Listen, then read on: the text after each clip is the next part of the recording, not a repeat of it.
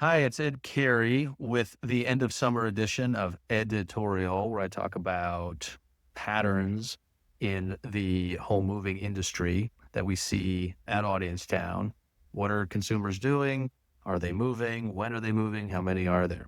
Here are the updates to the numbers. Looking at August, looks like a slight tick down of forecasted primary U.S. home movers to 20.9 million people are forecasting will move primary residences this year. That's down from a peak in July of 21.1. Seems to be really leveling out at around that 21 million number. What's so remarkable about this is that when we started Audience Town in 2019, over 40 million people moved primary residences. Now it's 21 million. That is half if you're doing the math. And we are in a time of uncertainty. We all know that. So my topic for all of you is, what do you do when you don't know what to do? We don't have a lot of certainty. The buyer pool is much smaller. Rates are high. What to do? Let me share one quick story that I heard from a customer this week who's tackling that head on with technology and data so that they can mitigate risk and try to understand their business and consumers the best they can.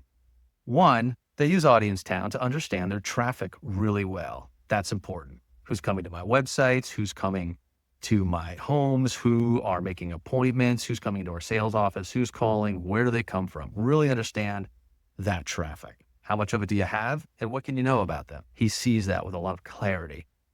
And then he's able to use a different tool to predict home sales in his markets and in his regions. And he can understand when he combines all this information into a CRM, who's coming in and who might buy.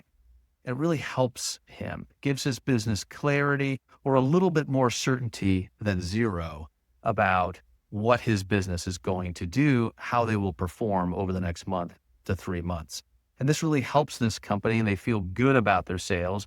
Even if sales are a little bit down, they will know that in advance. So that's one example of what to do when you don't know what to do. There are ways out there that you can try to get a little more certainty or a little bit more clarity about what's going to happen. In the meantime, it looks like slightly fewer movers forecasted to move this year, but leveling off around 21 million. There are buyers out there. There are movers out there, certainly not at the levels of the past, but you can know who they are and there's something you can do about it. So start thinking about what to do when you don't know what to do.